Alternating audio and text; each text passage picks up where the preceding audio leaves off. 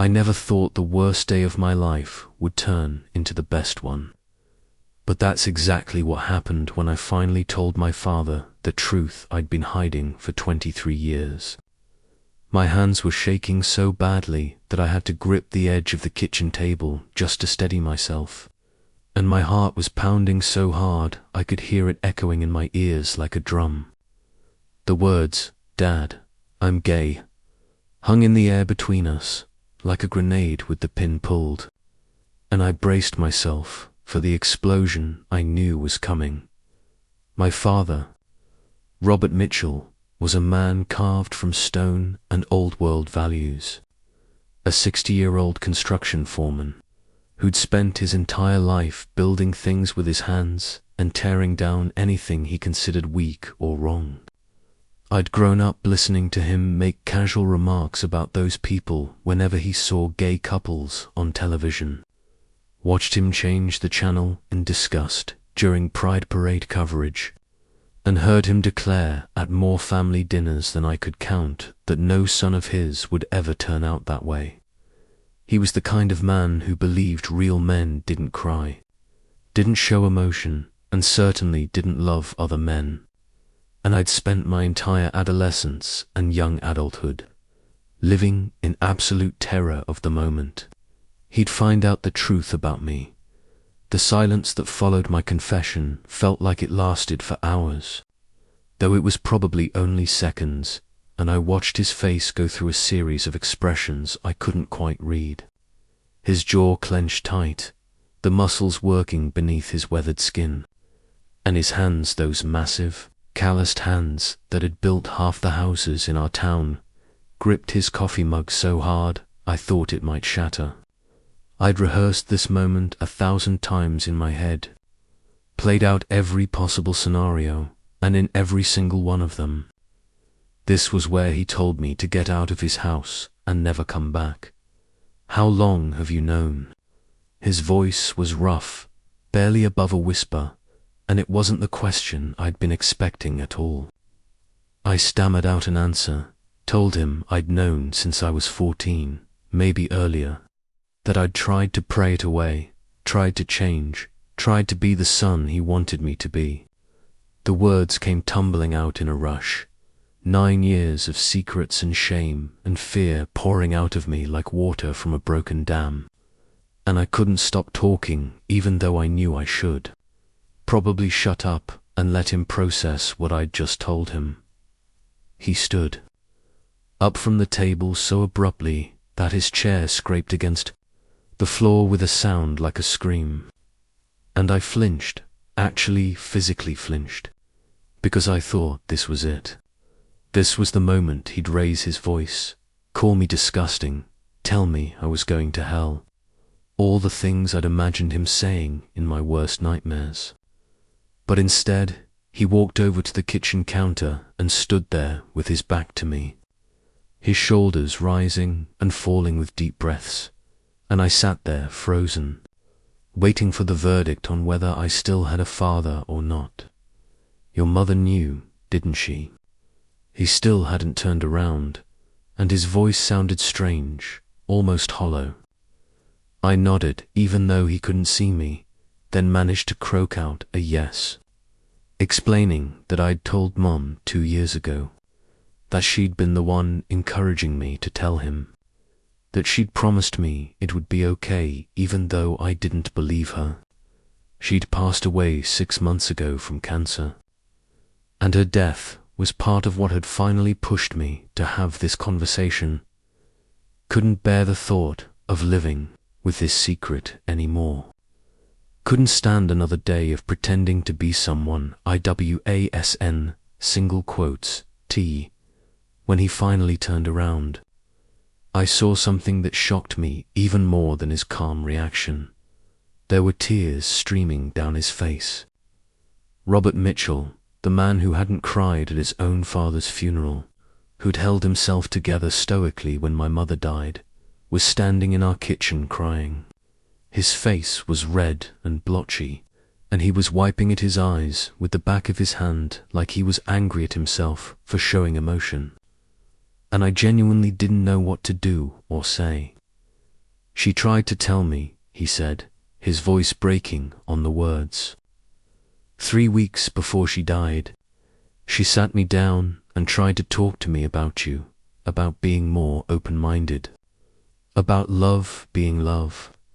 He walked back to the table but didn't sit down, just stood there gripping the back of his chair like it was the only thing keeping him upright. I shut her down, told her I didn't want to hear any liberal nonsense, and she just looked at me with this sadness in her eyes that I didn't understand at the time. The guilt in his voice was palpable, and I felt my own eyes starting to burn with tears because I realized what he was saying. My mother had tried to prepare him, had tried to open the door for this conversation, and he'd slammed it in her face without knowing what she was really trying to tell him. She'd died without seeing us reconcile, without knowing if her son would ever be able to be honest with his father, and that knowledge hung between us like a ghost. I've said some terrible things, he continued, finally sitting back down but not looking at me, his gaze fixed on some point past my shoulder. Things I can't take back, things you heard, things that probably made you feel like you couldn't tell me. He paused, struggling with the words, and I could see how hard this was for him. How foreign this kind of emotional honesty was to a man who'd built his entire identity on being tough and unshakable. I was wrong, and I'm sorry. And I know that probably doesn't mean much after 23 years of making you feel like you had to hide who you are. I opened my mouth to respond, to tell him it was okay even though it wasn't, to make this easier for him somehow, but he held up his hand to stop me. His jaw was set with determination now, that same look he got when he was working on a difficult project and refused to give up until he got it right. "Let me finish," he said, and there was something fierce in his voice that made me close my mouth and listen. "When your mother was dying, she made me promise her something." He finally looked directly at me, and I saw more emotion in his eyes than I'd seen in my entire life. "She made me swear that I would love you no matter what, that I would support you, that I would be the father you deserved and not the stubborn old fool I'd been for so long." His voice cracked again, and he had to pause to collect himself. I promised her I would, and at the time I thought she was just being sentimental because of the cancer, making me promise obvious things that any father should do anyway. The pieces were starting to come together in my mind, and I felt a fresh wave of grief for my mother mixed with something else, something that felt almost like hope. She'd known she was running out of time, known that I was planning to come out after she was gone, and she'd done everything in her power to make sure my father would be ready even if he didn't know why. She'd been protecting me even from her hospital bed, even with her dying breaths, trying to build a bridge between her husband and her son.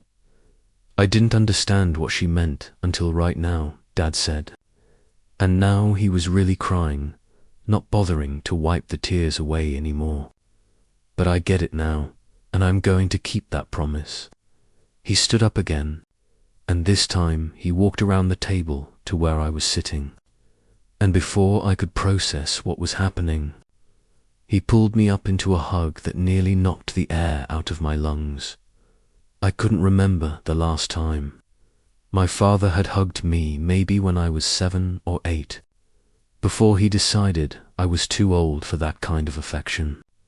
But here he was, this mountain of a man who I'd feared my entire life, holding me like I was something precious and breakable. His whole body was shaking, and I realized he was sobbing now, really sobbing, making sounds I'd never heard from him before. "I'm so sorry," he kept saying over and over. "I'm so sorry I made you afraid. I'm so sorry I said those things. I'm so sorry you thought I wouldn't love you." Something broke open inside me then. All the walls I'd built up over the years, all the armor I'd wrapped around my heart to protect myself from his rejection. I started crying too, huge gasping sobs that I'd been holding back since I sat down at this table, maybe longer. We stood there in the kitchen where I'd eaten thousands of meals, where I'd done my homework as a kid, where my mother had cooked Sunday dinners, and we cried together like the world was ending or maybe beginning again. When we finally pulled apart, we were both a mess, red-faced and snotty and puffy-eyed, and under any other circumstances it might have been funny. Dad grabbed a box of tissues from the counter and we both cleaned ourselves up in silence. But it wasn't an uncomfortable silence anymore. It felt like something had fundamentally shifted in the room, in our relationship, in everything. So, he said eventually, sitting back down at the table and gesturing for me to do the same. Tell me about yourself, the real you, the one you've been hiding. His voice was still rough from crying, but there was genuine interest in it, genuine curiosity. Do you have a boyfriend? Are you seeing anyone? The question was so normal, so mundane, so exactly what a father might ask any son about their romantic life, that I almost started crying again. Instead, I smiled, actually smiled for the first time since this conversation started, and told him about Marcus. I told him how we'd met at a coffee shop 2 years ago, how he was a teacher at the local elementary school, how he had a laugh that could light up a room. I told him about our first date, our first kiss, how scared I'd been to let myself fall in love because I knew I'd eventually have to face this moment. Dad listened to all of it, really listened, asking questions and nodding and even smiling a little when I described Marcus's terrible jokes. When can I meet him?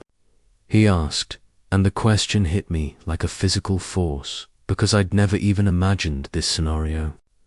In my wildest dreams, the best-case outcome had been my father grudgingly accepting my sexuality, while making it clear he didn't want to hear details or meet anyone. The idea that he wanted to meet Marcus, that he was asking to be part of this aspect of my life, was almost too much to process, really. I asked, unable to keep the disbelief out of my voice, "You want to meet him?" Dad nodded firmly, and I saw a glimpse of the determined man I knew. But this time that determination was aimed at being a better father instead of at building a house or finishing a project. "I want to meet the man who makes my son smile like that," he said. "I want to apologize to him too, for all the time you couldn't bring him around, couldn't have him over for dinner, had to keep him separate from your family. I hadn't even thought about that aspect of it." But he was right. I'd kept Marcus away from my father, from this house, from everything connected to my family. We'd celebrated holidays separately, and Marcus had been understanding, but I knew it had hurt him, had made him feel like I was ashamed of our relationship. The fact that my father recognized this, understood what his attitudes had cost, not just me, but the person I loved, showed a level of awareness I hadn't expected. We talked for hours that night, long past when we normally would have both gone to bed. He asked me about coming out to my friends, about how people at work had reacted, about whether I'd faced discrimination. I told him about the friends who'd accepted me immediately and the ones who'd drifted away, about co-workers who were supportive and the one manager who'd made my life hell until he transferred to another branch.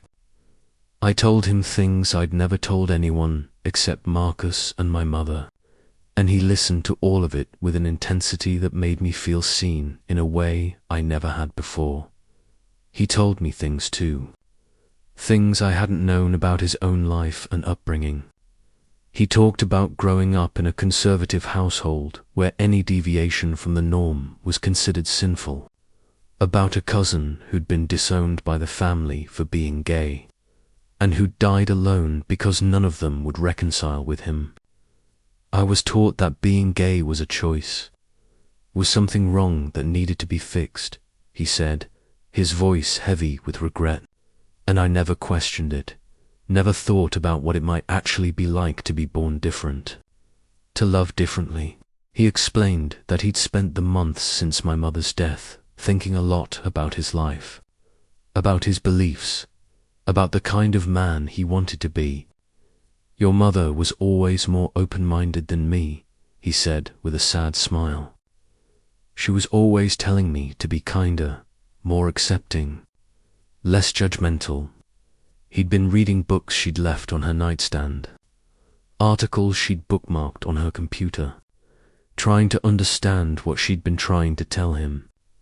I found a book about Piafella, head hidden in her drawer, he said. Parents and friends of lesbians and gays. She'd highlighted passages, made notes in the margins.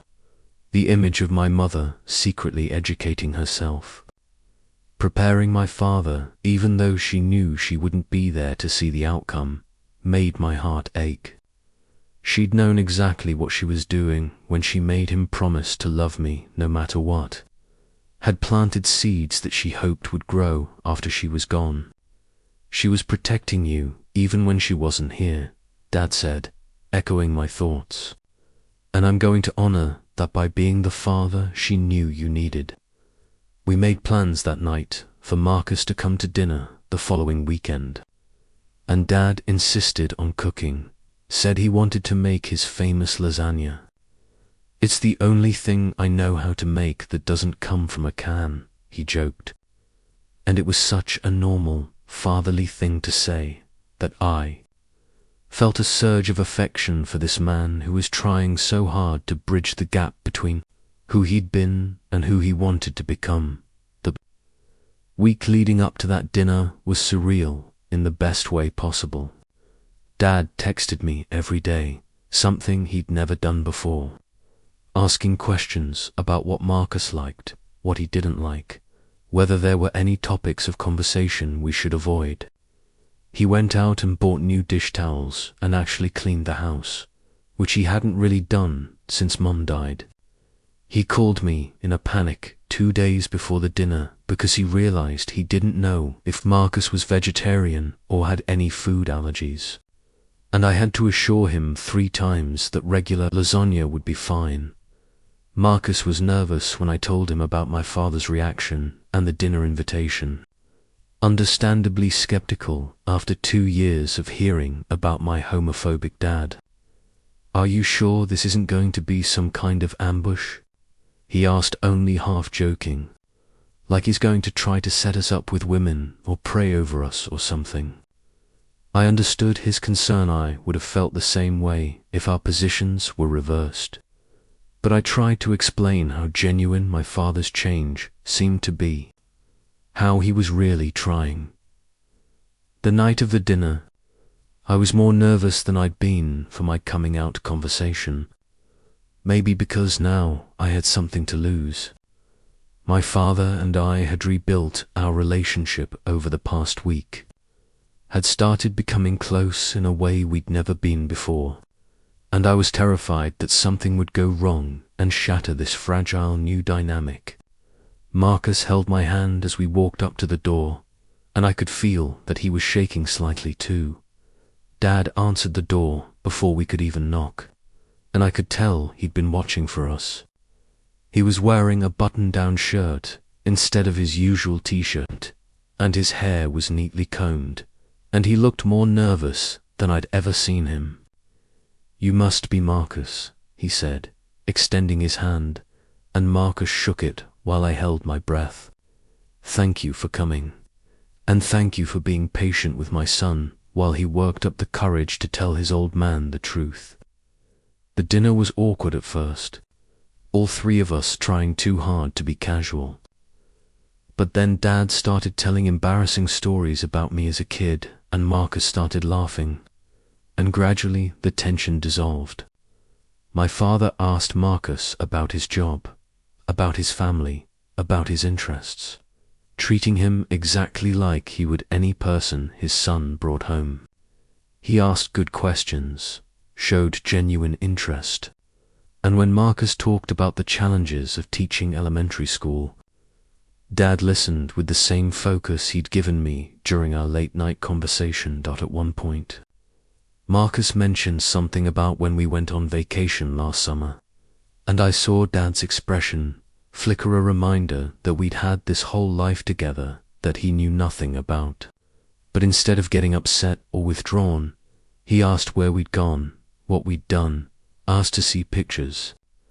Marcus pulled out his phone and showed him photos from our trip to the beach, and Dad looked at each one carefully, studying the images of his son happy and in love with a tenderness that made my throat tight. After dinner, while Marcus was in the bathroom, Dad pulled me aside in the kitchen. "He's good for you," he said simply. "I can see it in the way you look at him, the way you smile when he talks." Then he paused, and I could see he was working himself up to say something difficult. "I'm sorry I missed out on knowing him, on being part of this part of your life. I'm sorry you had to go through 2 years of your relationship without being able to share it with your family." I told him it was okay, that what mattered was that we were here now, but he shook his head. "It's not okay, and I don't want you to let me off the hook that easy," he said firmly. "What I did, what I believed, cost you years of being able to be yourself around me. That's not something that just goes away with one good dinner." He looked at me intensely, making sure I was really hearing him. "But I promise you, from now on, you and Marcus will always be welcome in this house, and I will never make you feel like you have to hide again." When Marcus and I left that night, we sat in the car in the driveway for a long moment before I started the engine. "That was not what I expected," Marcus said finally, and I could hear the emotion in his voice. "Your dad is really trying, isn't he?" I nodded, unable to speak around the lump in my throat. "My mum would have loved you," I managed to say eventually, and Marcus reached over to squeeze my hand. The weeks and months that followed brought more changes than I could have imagined. Dad started joining us for dinner once a week, alternating between his house and our apartment. He asked questions about LGBTQ+ issues, about our experiences, and when he didn't understand something, he admitted it instead of getting defensive. He read articles I sent him, watched documentaries I recommended, and slowly educated himself about a community he'd spent his whole life rejecting. He even started going to PFLAG meetings, which shocked me more than almost anything else. "There was a flyer at the library," he explained when I asked about it. "I figured if your mother thought it was important enough to research, I should actually go and learn something." He told me about meeting other parents who were on similar journeys, about hearing stories from other families, about slowly unlearning decades of prejudice and fear. There were still awkward moments, times when he said something that wasn't quite right, or asked a question that revealed how much he still had to learn. But he was trying, really trying, and that meant everything. When he slipped and used outdated terminology, he apologized and asked for the correct term. When he didn't understand something about LGBTQ+ culture or issues, he asked for clarification instead of making assumptions. He was doing the work, and I could see how hard it was for him to change beliefs he'd held his entire life. One day, about 6 months after my coming out, I got a call from Dad asking if I could come over to the house. He sounded serious, and I felt a familiar flutter of anxiety in my stomach, old fears that hadn't quite gone away. When I arrived, he led me out to the garage, to his workshop where he spent most of his free time building and fixing things. On his workbench was a wooden box, beautifully crafted with intricate joinery and a smooth finish. "I made this for your mother before she died," he said, running his hand over the polished wood. "She asked me to make her a memory box, somewhere to keep important things. He opened it, and inside were photos, letters, small mementos from their life together.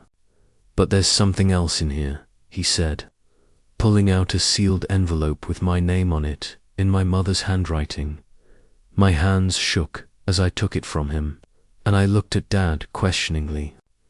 "She gave this to me the day before she died," he explained, his voice rough with emotion. "She told me to give it to you after you came out to me. Said I'd know when the time was right." I opened the envelope carefully and pulled out several pages in my mother's familiar script, and Dad quietly left the workshop to give me privacy. The letter was everything I needed and didn't know I needed. She told me how proud she was of me, how brave she thought I was, how much she loved me exactly as I was.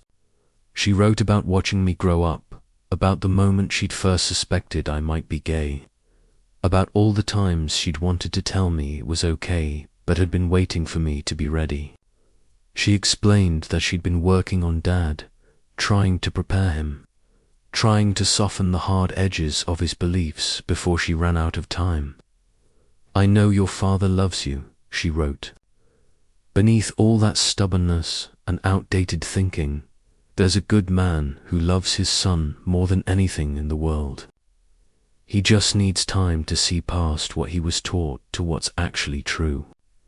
Be patient with him, sweetheart. He'll get there.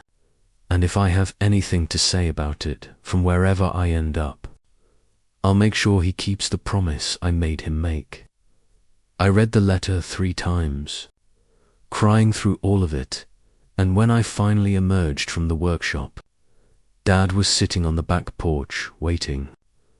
I didn't say anything, just sat down next to him and handed him the letter.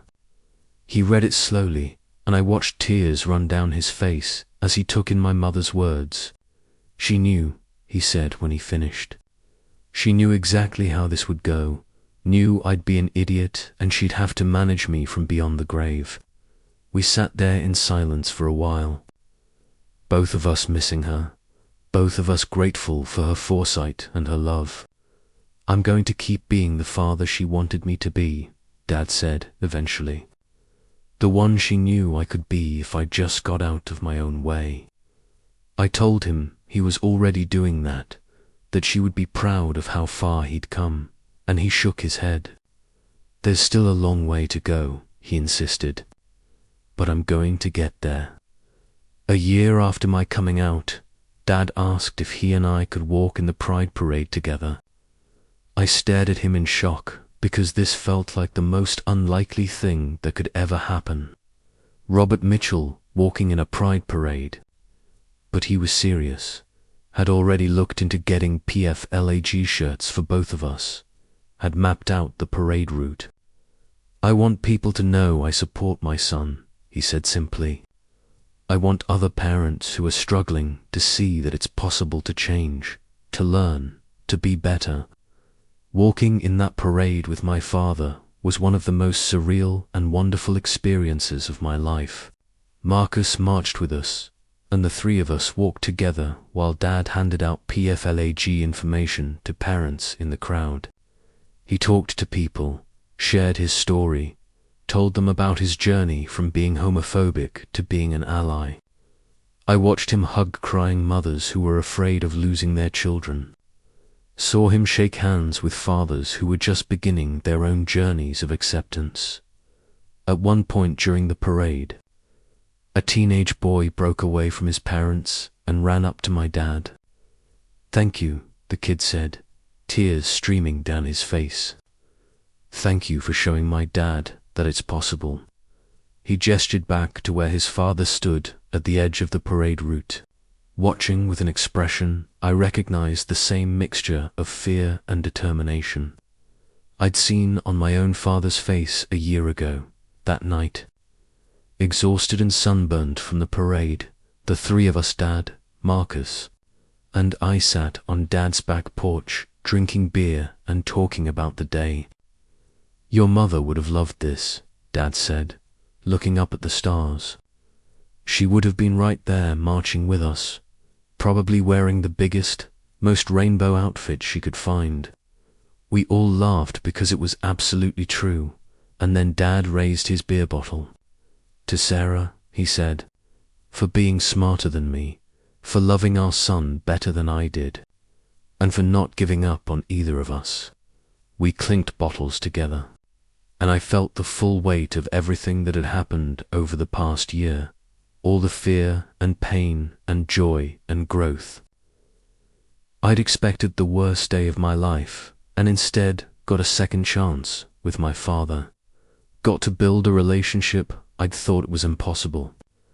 I'd learned that people can change, that love can be stronger than prejudice, and that sometimes the people we think will hurt us the most are capable of surprising us in the best possible ways.